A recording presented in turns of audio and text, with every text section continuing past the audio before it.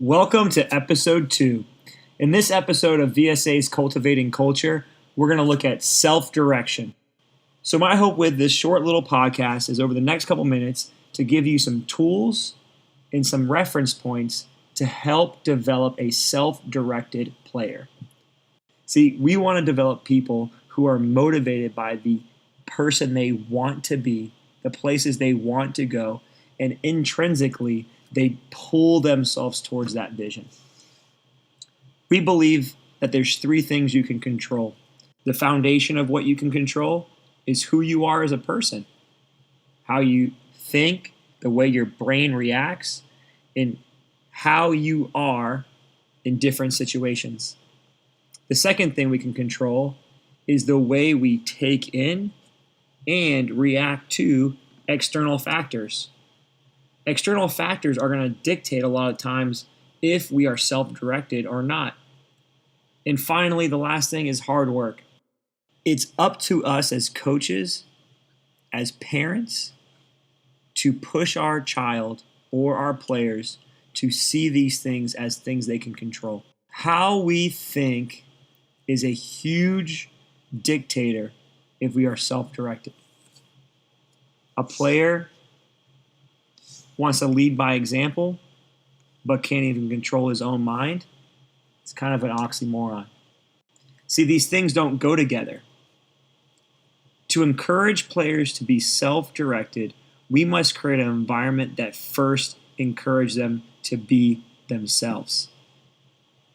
We must encourage an environment where a child takes responsibility for his own things.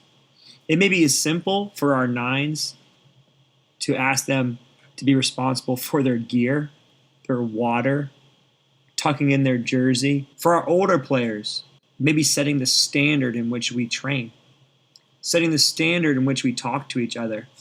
Are we going to breathe life into our teammates, or are we going to always be tearing people down? Let me digress first. If you're a coach listening to this, or a parent that is hoping to gain insight, to glean information so that your child may be the next best self-directed person, but you yourself aren't self-directed, I'm sorry, my friend, but you cannot give what you do not have. At VSA, we have 4 simple levels of dedication. The first dedication is the dedication to be teachable. See, someone who's self-directed isn't by himself. Someone who's self-directed understands where they want to go, and to get there, they must be taught. See, being teachable means that the athlete is completely dedicated and open to accepting every situation of teaching. See, a lot of times our players are accepting to situations when it suits their needs, but they're not always accepting to teaching. Or maybe as parents, we shield our kids from teaching when maybe it makes them uncomfortable, or stretches them, or challenges them, or maybe puts them in a position that they haven't been in for. But a player or a person who is self-directed welcomes teachable moments. Second is a dedication to being vocal. There's something powerful when an athlete verbalizes that they are all in. They're all in practice.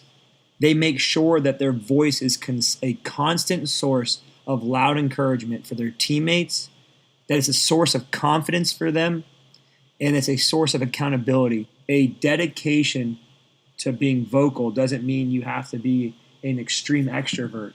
It just means that you acknowledge with your words the environment in which you're in. The third level of being dedicated is the dedication of being physical. That one we can relate to, as most of us growing up and says, yes, you need to work hard, you need to run fast, but are we holding our players accountable?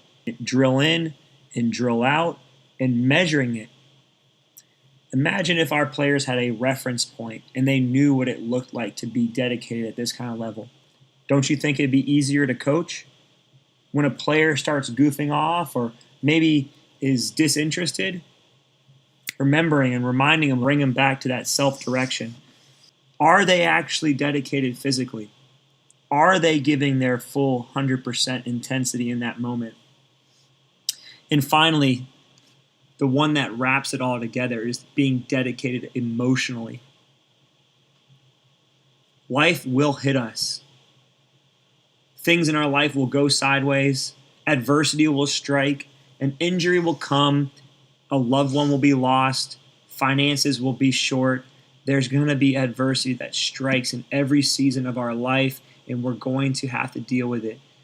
Teaching self-direction is teaching the ability to emotionally connect, emotionally dedicate yourself, even when things go sideways.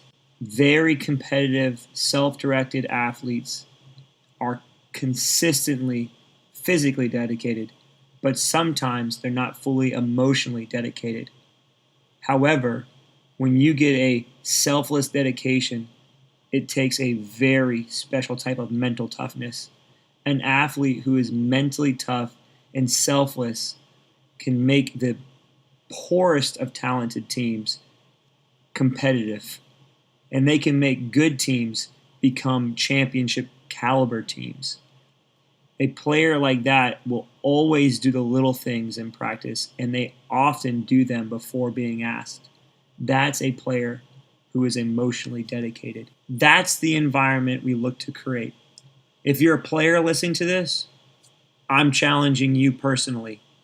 I'm asking you, are you willing to dedicate yourself? If you're a coach, I'm asking you, is this the environment that you've created?